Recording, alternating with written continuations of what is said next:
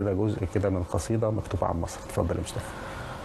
قالوا لا سيبك وحب غيرك، البلاد كتير والأرض ولادة، وانت حبك دم في وريد، حبك مش حب عادي ولا حتى عادة، ده انت مرك على شفايفي بدوق وشهد، وشهد غيرك مر بزيادة، فان كان حبهم فيه هجر وخصام، أنا حب ليكي من العبادة، وبتوضى من نيلك وصلي على جبل الطور، ومش هعيش إلا على أرضك، مكشوف لحمي كان ولا كان مستور، ده أنا أعيش في عشة من جريد واتغطى من خيشك، أكرم لي من حرير وقصور.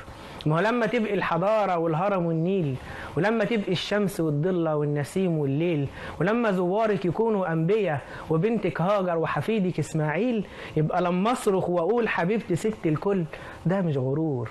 يجيبولي نيل زي نيلك واسيبك، يجيبولي ليل زي ليلك واسيبك، واما انت عيونك بشهادة العيون أجمل عيون، ايه يعيبني لو عشت منديلك، من صغري وانا واهب لك عمري وكاتب في مهرك كل الحاجات، ده انت في الكتاب ذكرك، فيجي ايه عمري في مهرك يا ست البنات، واذا كان عاجبك دمي خدي منه لحد ما ترتوي، والباقي فرقيه شربات، اوعى تزعلي لو مت عشانك ولا تغتمي، ده الموت عشان ترابك يا حلوة احلى من الشربات.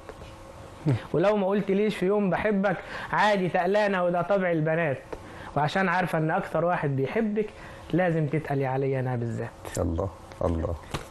ربنا يخليك.